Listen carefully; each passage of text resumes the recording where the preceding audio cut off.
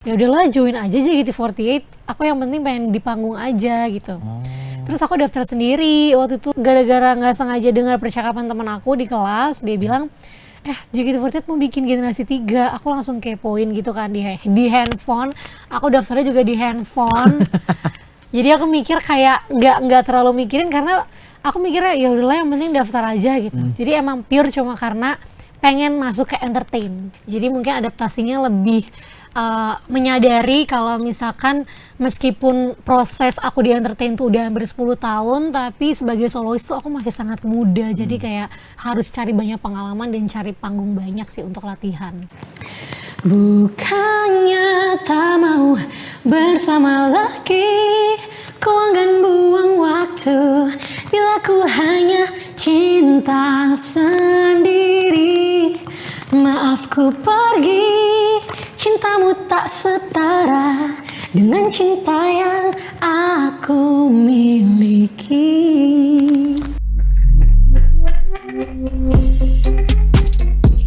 Halo Sobat WK, kembali lagi bersama Bincang PW, saya Ari Pujiwaluyo. Kali ini kita kedatangan narasumber seorang penyanyi dan juga pemain film cantik. Dia adalah mantan idol group di Indonesia, JKT48. Kita sambut Siska Sarah. Halo Kak Siska. Thank you for having me. Iya, sehat kabar? Sehat, puji Tuhan. Coba kesini dulu, kita pose dulu. Gak bayar foto sama dia, udah gak bayar. Waduh. Kak Siska, Ya. udah mulai solo karir nih sekarang? Udah Nyanyi. mulai nyanyi sekarang. Oke, terakhir itu rilis single di bulan lalu ya? Di bulan Oktober aku rilis Single judulnya apa tuh? Cinta Setara. Ini single keberapa setelah memutuskan solo karir? Ini baru single kedua sih. Single kedua, oke. Ini Cinta Setara, ceritanya lagunya tentang apa sih Kak kalau boleh tahu? Lagunya tuh tentang kan penyanyinya kan cewek ya, Oke. jadi aku POV perempuan. Jadi kayak cewek dideketin sama cowok, kayak dikasih kata-kata manis, terus dibikin si paling spesial. Akhirnya mereka pacaran, tapi ternyata si cowok ini semangatnya cuma di awal doang. Jadi ke belakangnya tuh si cewek ini ngerasa ternyata cinta dia dan cinta si cowok ini tidak setara, makanya si cewek ini memutuskan untuk pergi. Oh, Cinta setara. tidak berbalas ya? Tidak berbalas, sebenarnya berbalas cuma mungkin kadarnya tuh nggak setara gitu loh. Jadi yang satu bucin oke. banget, yang satu kayak bucin tapi kayak ogah-ogahan gitu. Kan susah ya kalau pacaran kayak gitu ya. Oke, berarti tipikalnya yang nggak mau ngejar-ngejar ya? Siapanya? Loh, kalau misalkan punya pasangan yang mau ngejar, Orang di lagu ini ya, orang Oh, di lagu iya. ini, orang di lagu ini. tergantung setaranya gimana dulu. Oke, Kak Siska ini ciptaan siapa? Ini ciptaannya Clara Riva. Tapi kamu ikut andil buat nulis liriknya kah atau seperti apa? Jadi kebetulan aku tidak ikut andil dalam pembuatan lagunya sih. oke. Cuma kalau misalkan kayak workshop musik aku ikut. Terus pembuatan konsep video klip juga aku ikut. Jadi bukan yang kayak buta-buta banget tiba-tiba Oke. jadi aja gitu. Sampai akhirnya mau untuk nyanyiin lagu ini seperti apa? Apa mungkin pas ngeliat liriknya jatuh cinta atau mungkin punya pengalaman yang serupa atau seperti apa Kak? Pengalaman yang serupa mungkin pernah. Cuma emang lagu ini pas pertama kali aku denger tuh aku ngerasa suka aja gitu sama kayak liriknya, musiknya, dan aku ngerasa lagunya tuh enak aja buat joget-joget kecil. Nah aku tuh suka banget lagu yang sebenarnya galau tapi nggak dibikin mellow banget gitu. Oh, ada- Jadi kayak lebih Ada dance-dance-nya ada dikit tetep ya? tetep kayak bisa nge-groove gitu. Oh, iya. Ini karena memang punya pengalaman yang serupa jadi akhirnya gampang gitu buat ngedalamin setiap liriknya atau seperti apa? Sebenarnya kalau misalkan aku sebagai penyanyi, aku nggak harus yang punya pengalaman serupa sih Oke. untuk bisa masuk ke lagu gitu. Kan aku kan orang itu suka berimajinasi ya Kak. Jadi kalau misalkan lagunya tuh bertolak belakang ya aku bisa mikirin aku juga mengalami situasi itu. Jadi nggak terlalu sulit untuk aku sih. Proses produksi berapa lama Kak ini Kak? Kalau boleh tahu? Proses produksinya tuh aku udah rekaman dari Juli tahun ini, terus syuting video klipnya Agustus, terus rilisnya Oktober. Oh, Jadi oke. 2 bulan, 3 bulan lah ya. Iya. Tapi sebelum pas selain lagu ini masuk gitu ditawarin, ada lagu-lagu lain nggak sih yang datang gitu buat dinyanyiin sama kamu? Ada, jadi Berapa lagu itu kira-kira tuh? berapa ya? Sebenarnya kalau pas mau rilis Cinta Setara tuh, Cinta Setara ini udah jadi demonya sebelum aku rilis single pertama aku tahun ini yang Terbawa Suasana. Oke. Jadi emang udah dipikirin, oke ya udah single pertamanya Terbawa Suasana, single keduanya Cinta Setara ya gitu. Mungkin nanti single ketiga emang berbeda daripada single sebelumnya sih. Jadi ditunggu aja. Hampir sama cinta Terbawa Suasana sama Cinta Setara, mungkin musiknya sama atau seperti apa? Musiknya beda sih. Kalau misalkan Terbawa Suasana tuh dia lebih kayak slow dikit tapi tetap ngebeat. Cuma beatnya itu tidak secepat dan tidak se-fun Cinta Setara. Dan emang dari segi musik videonya juga beda banget. Kalau teman-teman di sini kepo, musik videonya ada di YouTube channel aku Siska Saras. Tuh, Terbawa Suasana tuh lebih dark daripada Cinta Setara dari segi video klip. Oke. Nih mungkin respon masyarakat seperti apa? Respon fansnya Siska gitu. Sebulan ini udah hampir 2 bulan nih lagu ini dirilis. Mereka seneng banget sih karena mungkin pada relate dengan lagu Cinta Setara ini ya, anak-anak udah zaman sekarang. Dan mereka juga sangat mendukung aku sebagai soloist. Jadi setiap aku berkarya mereka juga mau dengerin, mau mendukung dan gak sabar untuk karya-karyaku berikutnya. Lagu ketiga mungkin ada niatan buat nulis sendiri gitu Kak? Ada banget. Oke. Ada banget. Sebenarnya udah jadi belum ya? Udah dalam proses sih dan aku memang ikut menulis lagu ini. Jadi ini sangat spesial buat aku lagunya. Ya, jadi, lagu ketiga nanti. Lagu ketiga nanti. Oke, terus mungkin bakat menulis lagu itu mungkin ada sebelum ini sudah sejak kapan gitu udah mulai niatan nulis lagu Kak? Sebenarnya aku tuh nulis lagu tuh kalau dari iseng-iseng tuh dari SD. Oke. Emang tapi kan dulu tuh nulis lagu yang penting bisa dinyanyiin aja kan, nggak tahu formulanya gimana. Ini bagian bait atau pre-chorus atau ref juga nggak tahu. Cuma kalau misalkan nulis lagu emang dari SD, terus pas SMP juga pernah yang emang bikin satu lagu gitu, tapi aku nggak akan rilis itu. Agak bocah banget.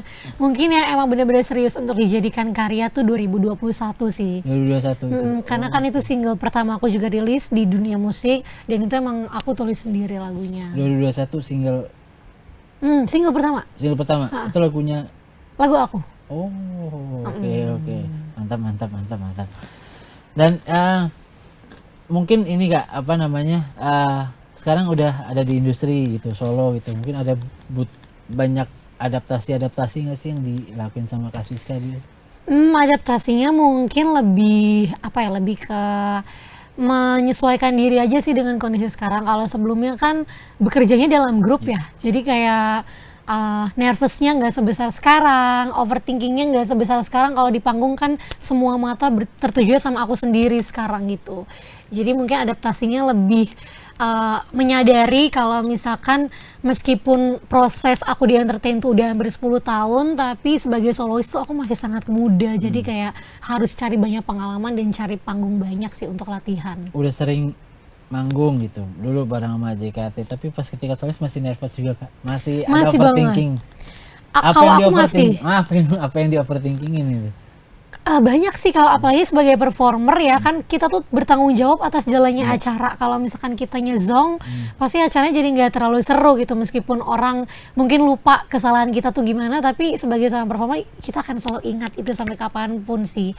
Jadi untuk menghindari itu pasti aku harus overthinking supaya memastikan kayak latihannya udah bener apa belum, udah sering atau belum. Karena kalau misalkan nggak ada sense overthinking untuk perform, menurut aku rasanya jadi nggak aman aja buat aku gitu. Tapi overthinkingnya jangan yang sampai bikin nggak fokus juga.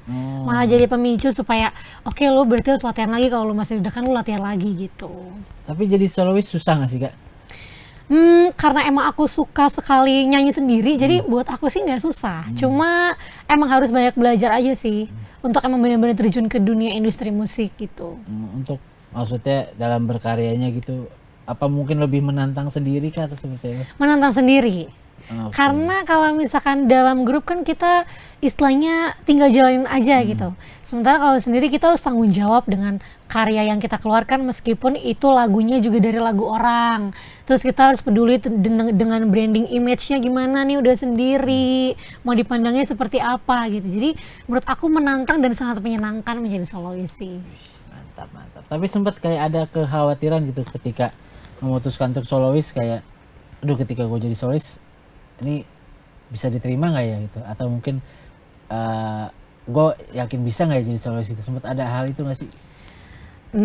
Sempet ada sih, tapi lebih banyak ngerasa yakin ya, karena emang dari dulu aku juga udah sering solo project sendiri gitu kan. Jadi pas bener-bener sendiri, dari akunya juga nggak terlalu bingung, dari penggemarnya juga nggak terlalu kaget gitu. Tapi memang jadi solois memang dorongan juga kah dari penggemarnya Siska gitu yang Sebenarnya nggak terlalu sih. Jadi emang dari dulu aku selalu bilang ke orang-orang pengennya jadi punya solo, berdiri sendiri di panggung. Jadi orang tuh makin kesini teman-teman penggemar jadi mendukung kayak impian aku gitu. dan akhirnya terwujud seperti apa? Mungkin seneng kah akhirnya bisa wujud nih mimpinya nih jadi solois nih? Sebenarnya terwujud mimpinya sih belum terlalu banget ya, karena aku juga masih awal dan masih muda banget di industri musik sebagai solois ini. Tapi sepanjang proses ini sampai sekarang aku bersyukur banget sih, karena penggemar tuh masih tetap ngikutin aku, masih tetap dengerin dan tetap penasaran dengan karya apa lagi yang aku bawa. Jadi senang.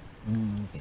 Kak, dulu mungkin alasan ikut JKT48 apa sih Kak? Kalau boleh tahu, ini mungkin pertanyaan udah sering banget ditanya Sering sama banget sih. Kayak 20 kali deh. ya. Tapi mungkin sobat-sobat WK belum banyak yang belum dengar gitu ceritanya Kak Siska gitu.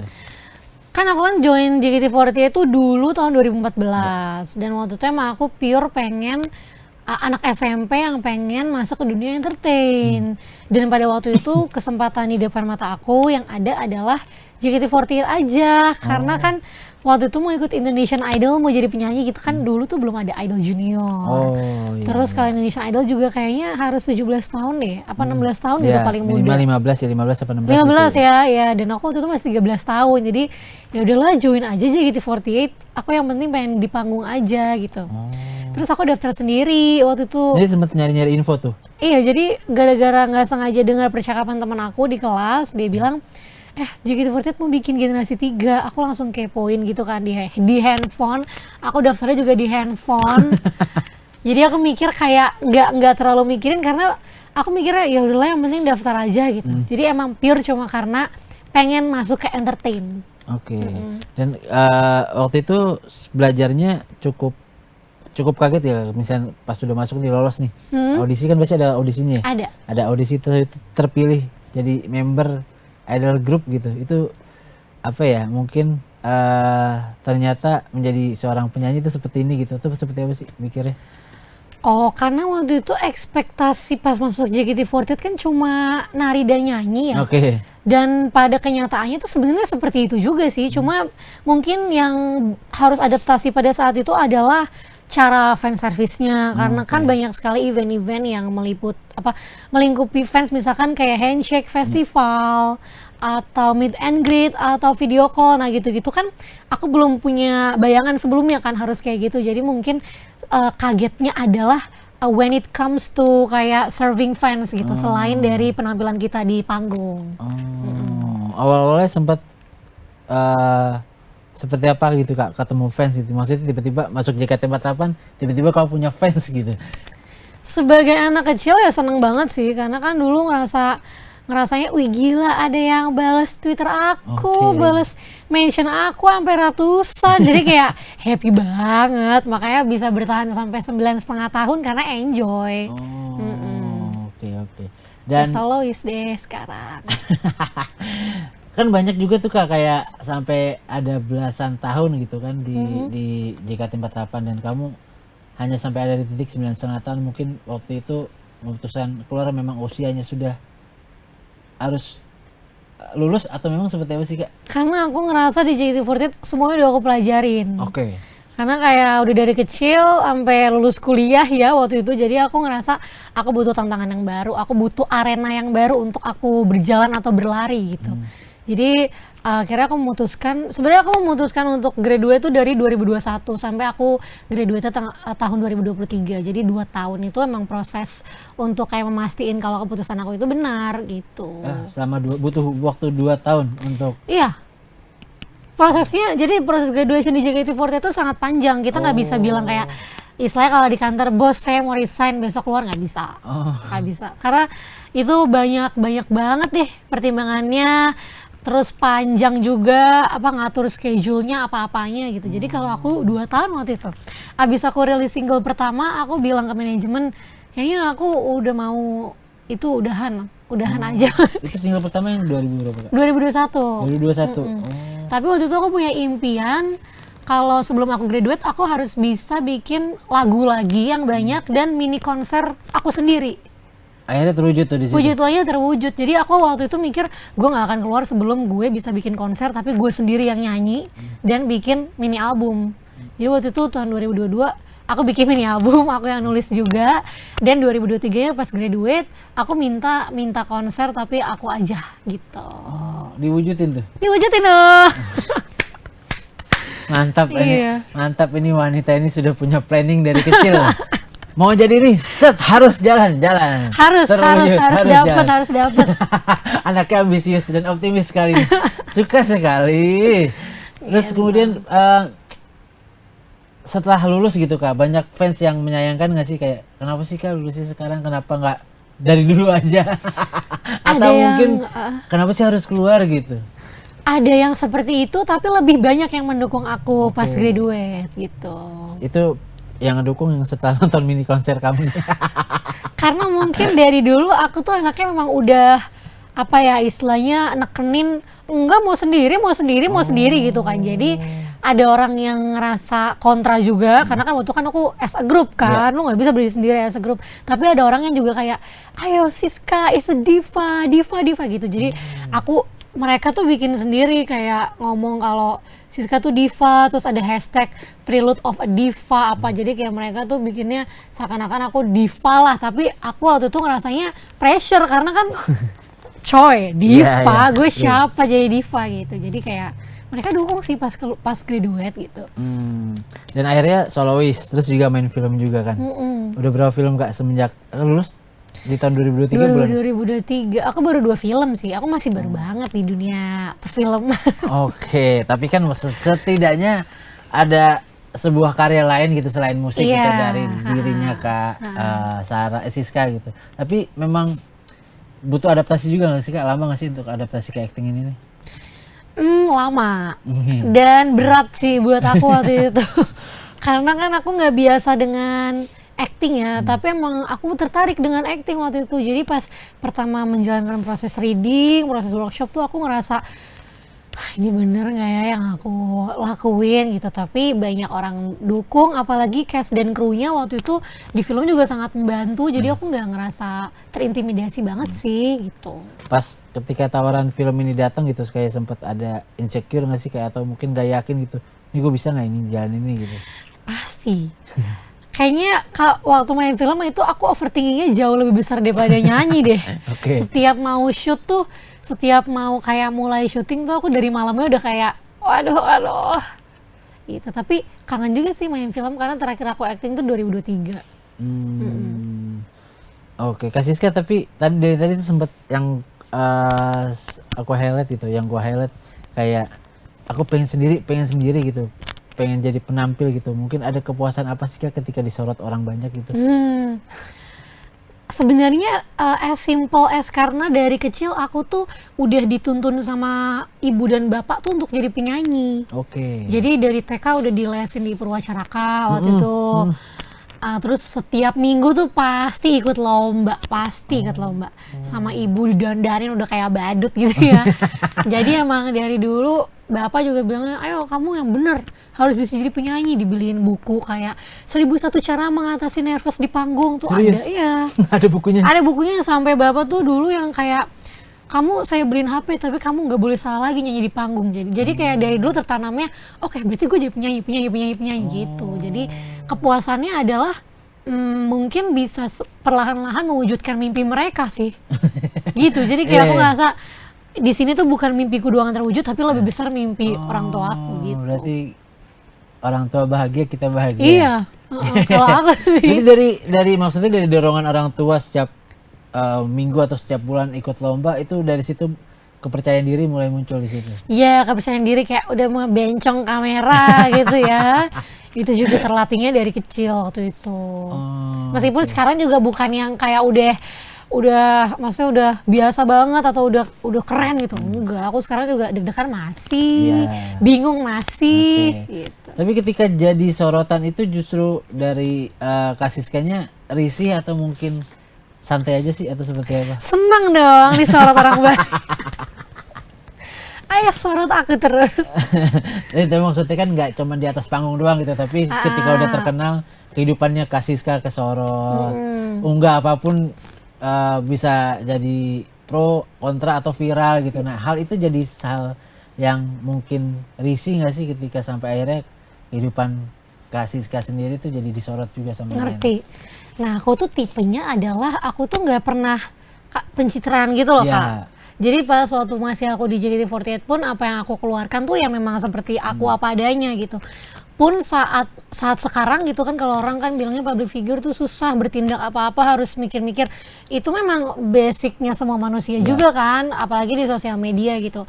Tapi aku bukan tipe yang kayak jadi tersiksa karena harus menahan apa yang aku suarakan, karena aku sendiri juga apa yang aku bagikan ke sosmed tuh udah seperti apa yang ingin aku tampilkan kok gitu sih. Dia nggak ngerasa terbatas gitu ya? Nggak ngerasa terbatas, malah kayaknya udah oversharing deh aku. Oversharing. Lebih oversharing sih. Tapi maksudnya selain fans gitu, sering dapat gangguan-gangguan nggak sih di media sosial dari orang yang nggak dikenal gitu? Enggak sih, enggak, paling kalau head comment mah udah biasa lah ya, tapi nggak sering gitu. Yang paling parah head commentnya pasti kayak yang paling inget tuh. Walaupun mungkin kakak udah biasa aja gitu, tapi setidaknya pasti pernah lah dapat head comment yang parah banget tuh. Head comment, aku nggak tahu ini head comment apa enggak, atau mungkin ini kritik kali ya. Tapi waktu itu aku pernah di judge kali ya, karena orang-orang menganggapnya aku terlalu melebihi teman-teman.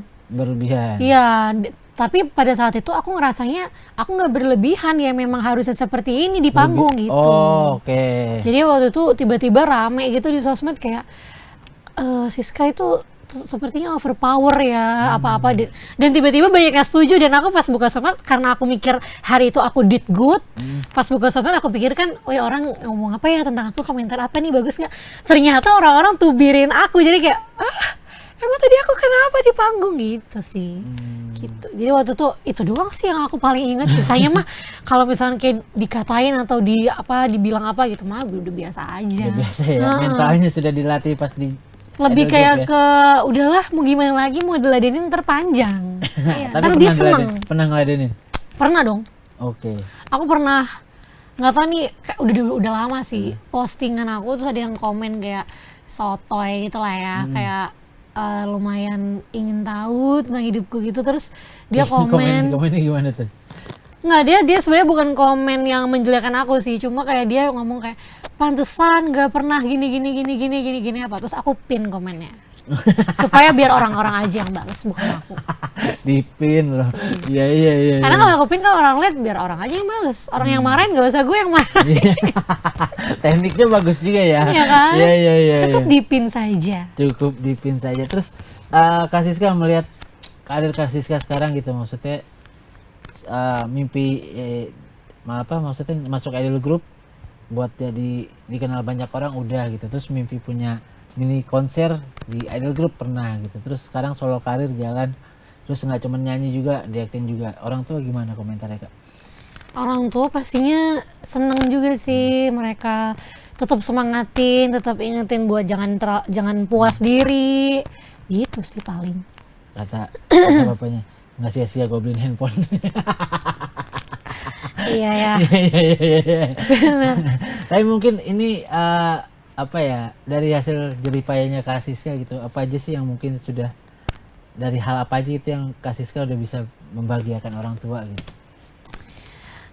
Kayaknya kalau orang tua tuh dengan aku masih ada di sini aja mereka juga udah happy ya, dengan kayak aku hidup masa bisa mencukupi diriku sendiri gitu. Karena kan aku sama ibu tuh kita LDR ya, jadi ibu tuh di beda kota sama aku sendiri di Jakarta. Terus kalau bapak kan emang udah dipanggil Tuhan, jadi rasanya mungkin menyenangkan ibu dengan tetap produktif sih.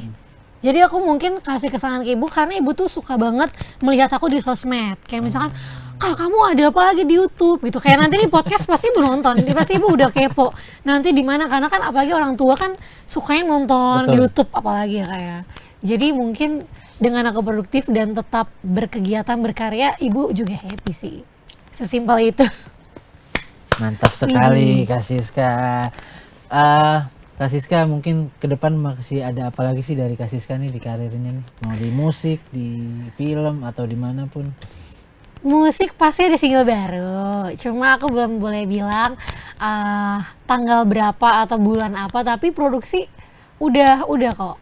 Produksinya udah hampir enggak, masih 50% sih, karena aku baru rekaman. Cuma itu ya ditunggu aja. Kalau misalkan acting, sepertinya tahun depan tuh akan ada project series yang akan tayang, cuma itu di OTT. Tapi aku belum boleh juga ngasih tahu tanggalnya gitu, jadi mungkin Sebenarnya itu. ada project acting di depan. Ya. Mantap sekali. Lancar terus Kak Siska. Sarah, Amin. semoga karirnya di panggung hiburan tetap menyala ya. Amin, menyala Tetap bang. menyala terus dan bisa memberikan sebuah tontonan dan tuntunan atau pertunjukan yang baik untuk penggemar Kak Siska gitu. Keren, amin. Kak Siska, sebelum kita tutup nyanyi sedikit lagu Cinta Setara, boleh refrainnya? Boleh. Yap. Bukannya tak mau bersama lagi, ku akan buang waktu bila ku hanya cinta sendiri.